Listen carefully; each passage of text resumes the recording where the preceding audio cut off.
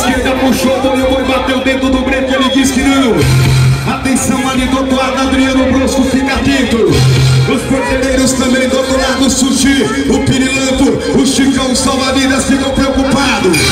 Ele vai decolar, Edgar Lázaro, abriu a porteira do boi, Edgar Lázaro, está no meio do boi, Edgar.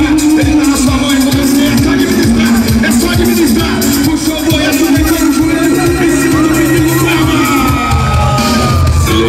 Edson Rodrigues.